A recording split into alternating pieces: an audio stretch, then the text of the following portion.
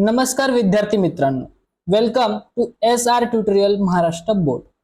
जर तुम्ही class 12th मध्ये म्हणजेच महाराष्ट्र बोर्डचे स्टुडंट असाल आणि इकॉनॉमिक्स मध्ये तुम्हाला 90 to 95 मार्क्स स्कोर करायचे असतील तर हा व्हिडिओ तुमच्यासाठीच आहे. अनेक विद्यार्थ्यांना इकॉनॉमिक्स हा विषय कठीण वाटतो. काहींना डायग्राम, काहींना फ्लो चार्ट, काहींना डेफिनेशन लक्षात राहत नाही, तर काहींना आन्सर रायटिंग कशी करायची हे समजत नाही. पण खरं सांगायचं झालं तर इकॉनॉमिक्स हा विषय महाराष्ट्र बोर्ड मधील सर्वात स्कोरिंग सब्जेक्ट आहे. त्यासाठी फक्त लागते ते म्हणजे योग्य स्ट्रॅटेजी. आणि या व्हिडिओमध्ये आपण कंप्लीट स्ट्रॅटेजी पाहणार आहोत अर्थशास्त्र या विषयासाठी. त्यामध्ये कोणते चॅप्टर इम्पॉर्टंट आहेत ते बघणार आहोत. त्याचबरोबर स्टडी टेबल कसा असला पाहिजे, म्हणजे आतापासून जे 8 महिने राहिलेले आहे बोर्ड एक्झाम 2027 ला, त्यामध्ये अर्थशास्त्र या विषयाचा कसा टाइम टेबल असला पाहिजे ते बघूया. शॉर्ट नोट्स कसे तयार करायचे, रिव्हिजन कसं करायचं, त्याचबरोबर सर्वात महत्त्वाचा फॅक्टर म्हणजे PYQ, previous year question paper, मागल्या वर्षीच्या प्रश्नपत्रिका, त्या कशा सोडवायच्या, त्या कशा बघायच्या ते बघणार आहोत. आन्सर रायटिंग कशी करायची ते सुद्धा आपण बघणार आहोत. ग्राफ, डायग्राम कसे लक्षात ठेवायचे यासाठी सुद्धा आपण या व्हिडिओमध्ये डिस्कशन करणार आहोत. आणि 90+ मार्क्स मिळवण्यासाठी टॉपरच्या ट्रिक्स, टिप्स काय आहे ते सुद्धा या व्हिडिओमध्ये बघणार आहोत. म्हणून हा व्हिडिओ शेवटपर्यंत नक्की बघा. तर आधी आपण समजून घेतलं पाहिजे की इकॉनॉमिक्स ॲज अ सब्जेक्ट हे गोष्ट लक्षात घेतली पाहिजे. म्हणजेच काय, तर इकॉनॉमिक्स या विषयाला आपण फक्त रोट लर्निंग करून चालणार नाही. म्हणजेच काय, रट्टा मारलं आणि रीडिंग करणं हेच करून चालणार नाही.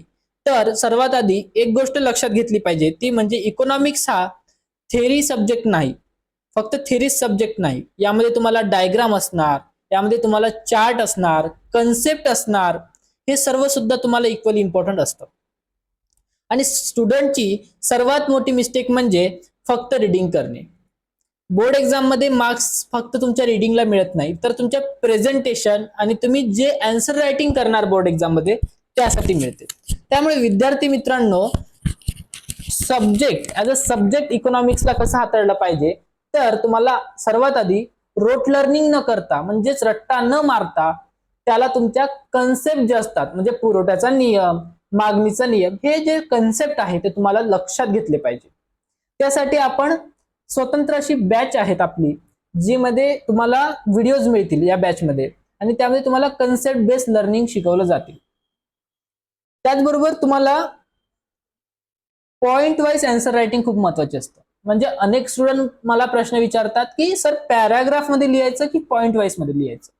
तर माझं म्हणणं अनेक वेळा असतं की एक्झाम मध्ये आन्सर हे तुमचं पॉइंट वाईज असलं पाहिजे.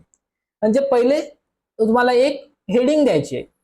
जसं विचारलं गेलं की मागणीचे नियमाचे अपवाद, ओके, किंवा उपयोगितेच्या नियमाचे अपवाद, तर पहिला अपवाद काय आहे, तर छंद.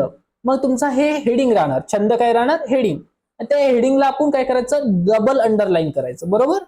आणि त्याचं एक्सप्लेनेशन एका 2-3 ओळीमध्ये द्यायचं. मग सेकंड पॉइंट, थर्ड पॉइंट, तसे पॉइंट वाईज तुम्हाला आन्सर लिहायचं आहे. आणि त्यामध्ये जे कीवर्ड येणार, जसं आता कीवर्ड मध्ये काय येतं, सपोज उपयोगिता हे कीवर्ड आहे, मागणी हे कीवर्ड आहे, तर त्या कीवर्डला सुद्धा सिंगल अंडरलाईन करायची. एक्झाम मध्ये तुम्हाला डायग्राम्स, चार्ट हे नीटनेटके काढायचे आहेत, सुव्यवस्थित काढायचे आहेत, जेणेकरून एक्झामिनरला ते काय असले पाहिजे, लगेच कळलं पाहिजे. आणि यामुळे तुमचा सगळा पेपर काय बनतो, अट्रॅक्टिव्ह बनतो, आणि त्यातूनच तुम्हाला जास्तीत जास्त मार्क्स मिळतात. तर हे सर्व जी आपली स्ट्रॅटेजी आहे, हे सर्व जी गोष्टी आहेत ते आपण 1 by 1 डिस्कस करूयात. तर सुरुवातीला आपण इम्पॉर्टंट चॅप्टर कोणकोणते आहेत इकॉनॉमिक्स मध्ये ते बघूयात. तर इकॉनॉमिक्स मध्ये इम्पॉर्टंट चॅप्टर बोर्डाने स्वतः चॅप्टर वाईज जे आहेत वेटेज दिलेलं आहे. म्हणजे प्रकरणानुसार किती क्वेश्चन, किती मार्क्सचे क्वेश्चन येतील ते बोर्डाने डिक्लेअर केलेलं आहे, महाराष्ट्र बोर्डने. तर त्यामध्ये ते म्हणतात की प्रकरण क्रमांक 3A म्हणजेच मागणीचा विश्लेषण, आणि प्रकरण क्रमांक 3B म्हणजे मागणीची लवचिकता, हे 2 महत्वाचे 12 मार्क्ससाठी बोर्ड एक्झाम मध्ये विचारले जाणारे प्रकरण आहेत. आणि प्रकरण क्रमांक 7 राष्ट्रीय उत्पन्न, आणि प्रकरण क्रमांक 8 भारतातील सार्वजनिक वित्त व्यवहार, हे सुद्धा 12 मार्कासाठीचे प्रकरण आहे. त्यामुळे हे 4 प्रकरण, म्हणजे प्रकरण क्रमांक 3A, B आणि 7वं आणि 8वं प्रकरण, हे तुमच्या बोर्ड एक्झाम मध्ये अतिशय महत्वाचे प्रकरण आहे, ज्याला तुम्ही स्किप करू शकत नाही. त्यासाठी तुम्हाला वारंवार रिव्हिजन, शॉर्ट नोट्स बनवावे लागतील आणि ते प्रकरण तुमचे बाय हार्ट झाले पाहिजे. नंतर प्रकरण क्रमांक 1 सूक्ष्म आणि स्थूल अर्थशास्त्राचा परिचय 10 मार्क्ससाठी विचारले जातील बोर्डमध्ये.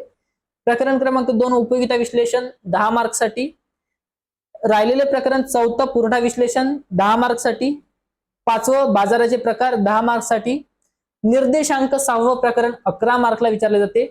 त्याचबरोबर प्रकरण क्रमांक 9 भारतातील नाणे बाजार आणि भांडवल बाजार 11 मार्कला विचारले जातील. प्रकरण क्रमांक 10 भारताचा विदेशी व्यापार हे एकूण 6 गुणांसाठी विचारले जातील. त्यामुळे 4 प्रकरण मोस्ट इम्पॉर्टंट आणि बाकीचे चॅप्टर जे आहे तुम्हाला करायचे आहे. हो, बोर्ड एक्झाम साठी तर प्रत्येक चॅप्टर तुम्हाला करायचं आहे, पण हे 4 चॅप्टरवर जास्त फोकस करायचा आहे. आणि माझी ऍडवाइस अशी आहे की पहिले हाय स्कोरिंग चॅप्टर कंप्लीट केले पाहिजे. म्हणजे मागणीचा नियम, मागणीची लवचिकता, राष्ट्रीय उत्पन्न हे जे चॅप्टर्स आहेत ते आधी कंप्लीट केले पाहिजे. कारण स्टुडंट अनेकदा या चॅप्टरला डिफिकल्टी फेस करतात, या चॅप्टरमध्ये डिफिकल्टीमुळे अडकतात. नेक्स्ट पॉइंट, त्यानंतरचा पॉइंट येतो तो म्हणजे पेपर पॅटर्नचा. तर हे पेपर पॅटर्न कुठून माहिती पडतील? तर बोर्डाने, महाराष्ट्र बोर्डाने स्वतः जे मागील वर्षीचे एक्झाम कंडक्ट केले त्याच्या प्रश्नपत्रिका उपलब्ध असतात. अनेकांजवळ त्या प्रश्नपत्रिका असतीलही आणि काहींजवळ नसतील तर आपलं स्वतःचं एक टेलिग्राम ग्रुप आहे, ज्यामध्ये तुम्हाला ह्या सगळ्या प्रश्नपत्रिका मागील 5 वर्षीच्या म्हणजे 2021, 22, 23, 24 आणि 25 आणि 2026 रिसेंट वाली ह्या सगळ्या अपलोड केल्या जातील. त्यामुळे लास्टला जो QR कोड दिला जातील टेलिग्राम चॅनलचा तो स्कॅन करा आणि टेलिग्राम ग्रुपला जॉईन व्हा, ज्यामध्ये तुम्ही डिस्कशन करू शकाल, तुमचे डाऊट्स मला विचारू शकाल आणि तुमचे जे आन्सर रायटिंग आहे ते सुद्धा चेक करून घेऊ शकाल.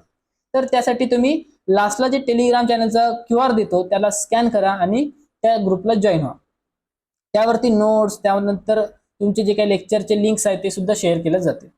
तर हा पेपर पॅटर्न जो आहे तो आपण 2026च्या बोर्ड एक्झाम पेपरवरून बघूया.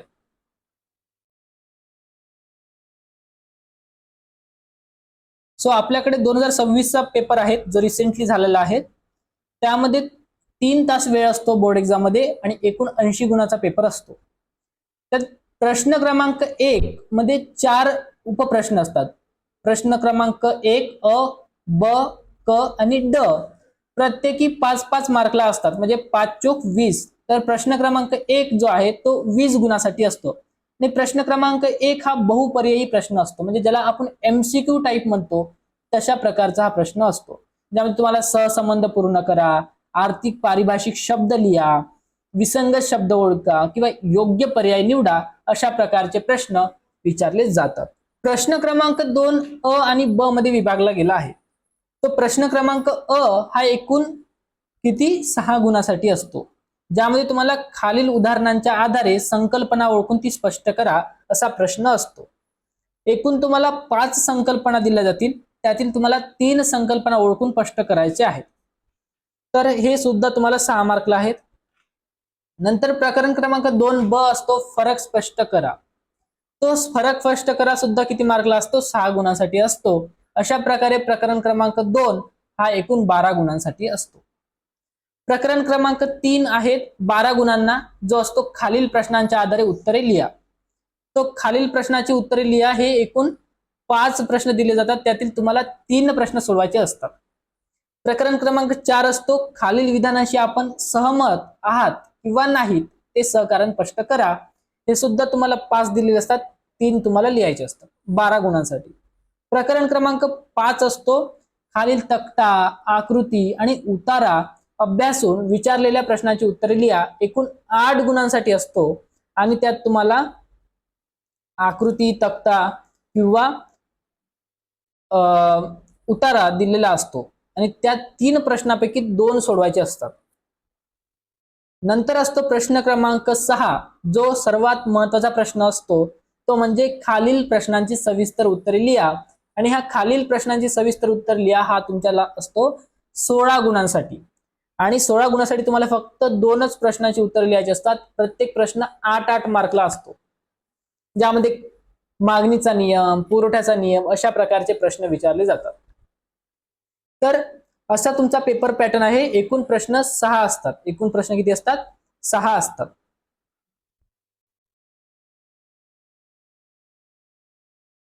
आता नेक्स्ट येऊया डेली प्लॅन कसा असला पाहिजे. सो डेली प्लॅन जो आहे तुमचा इकॉनॉमिक्स साठी तुमचा डेली प्लॅनिंग खूप महत्वाचा आहे. कारण तुम्हाला काय असतात, इथून फक्त 8 मंथ्स आहेत. जर तुम्ही रोज 1 ते 1.5 तास जरी तुम्ही इकॉनॉमिक्सला दिले तरी तुम्ही 95 प्लस मार्क्स घेऊ शकता. ज्यामध्ये तुम्हाला दररोज 30 मिनिटं ऍटलिस्ट रीडिंग करायची आहेत. रिमेनिंग जे काही मिनिट्स आहे त्यामध्ये तुम्हाला एक आन्सर रायटिंग आणि दुसरी गोष्ट म्हणजेच रिव्हिजन करायचं आहे. नंतर प्रश्न येतो नोट्स कसे बनवायचे. तर 2 प्रकारचे नोट्स असतात. एक आहेत क्लास नोट, ज्यामध्ये मी किंवा तुमचे टीचर, तुमचे जे काही कॉलेजचे टीचर आहेत ते शिकवतात त्याचे बनतात ते क्लास नोट. दुसऱ्या प्रकारचे असतात एक शॉर्ट नोट्स, की प्रत्येक प्रकरणाचे ऍटलिस्ट 1 पेज मध्ये असं 1 A4 साईज शीट घ्यायची आणि प्रत्येक प्रश्नाचं पुढून आणि मागून अशा 1 पेजर नोट बनवायचे, जे तुमचे फक्त 12 पेजचे नोट बनतील. सॉरी 11, कारण 11च प्रकरण आहे. सो असे 11 पेजेसचे नोट बनतील, जे तुम्हाला एक्झामच्या टाइम मध्ये रिव्हिजन करायला खूप महत्वाचे पडतील. ज्यामध्ये तुम्हाला कीवर्ड ऍड करायचे आहे, ग्राफ्स झाले, फॉर्म्युले झाले, हे तुम्हाला त्या 1 पेजर नोट मध्ये ऍड करायचे. पीवायक्यू स्ट्रॅटेजी, तर तुम्हाला मागील 5 वर्षाचे पीवायक्यू उपलब्ध करून दिले जातील आणि त्या 5ही वर्षाचे पीवायक्यू एक्झामच्या आधी सॉल्व्ह करायचे आहेत. फुल्ली 3 तासाचा वेळ लावायचा आणि त्याला सॉल्व्ह करायचं घरी बसून, जे तुम्हाला एक्झामचं प्रेशर जे आहे ते घरीच तुम्हाला फेस करायला मिळेल. त्याचबरोबर एक्झाम मध्ये कसे उत्तर लिहायचे ते तुम्हाला माहिती पडेल. तर ही स्ट्रॅटेजी असतात. त्याचबरोबर मोस्ट ऑफ दी टॉपिक्स किंवा मोस्ट ऑफ दी क्वेश्चन काय होतात बोर्ड एक्झाम मध्ये रिपीट होतात, ते सुद्धा तुम्हाला माहित पडेल की कोणते प्रश्न जे आहे कंटिन्युअस रिपीट होत आहे.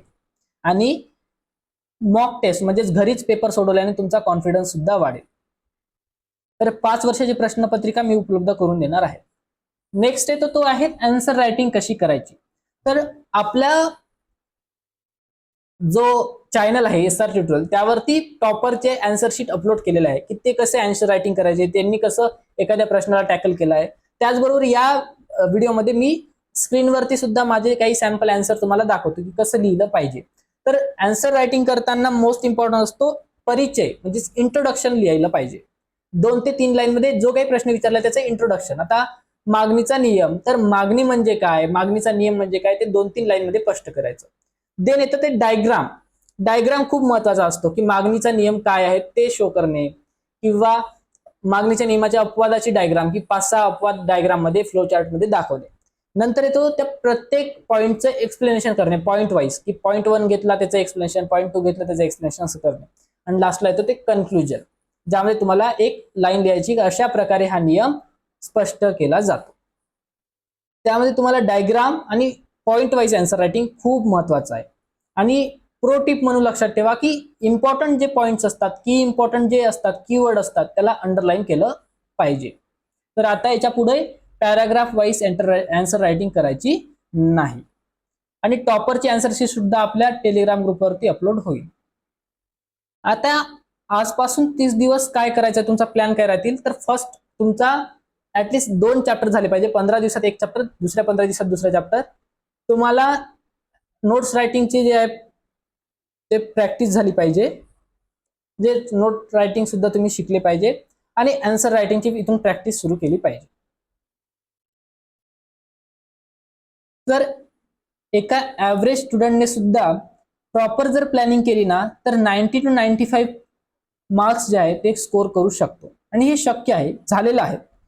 फक्त इंटेलिजन्स किंवा फक्त स्मार्ट वर्क किंवा फक्त शॉर्ट म्हणजे 1 महिन्याचा तुमचा जो अभ्यास असतो तो महत्वाचा नसतो. तर तुमचा ओव्हर दी पिरियड, तुमचा जो काही 8 महिने आहेत, जो 1 वर्ष आहे, त्याचा अभ्यास खूप महत्वाचा असतो. त्यावरच तुमचे मार्क्स काय असतात, डिपेंड्स असतात.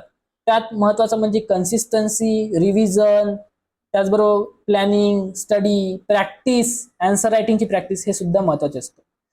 तुम्ही अजून सुरुवात केली नसेल तर टेन्शन घेऊ नका, घाबरू नका. आजपासून प्रॉपर प्लॅनिंग करा, आजपासून सुरुवात करा आणि तुम्ही सुद्धा 95 मार्क्स जे तुमचं ड्रीम आहे ते अचीव्ह करा.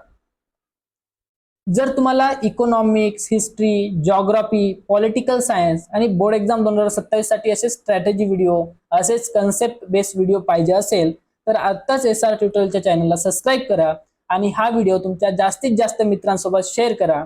आणि एक गोष्ट म्हणजेच कमेंट करून नक्की सांगा की इकॉनॉमिक्स मध्ये तुमचं टार्गेट किती मार्क्स आहे. हे व्हिडिओ बघण्यासाठी धन्यवाद आणि भेटूया आपण पुढल्या अशाच एखादी स्ट्रॅटेजी व्हिडिओ मध्ये.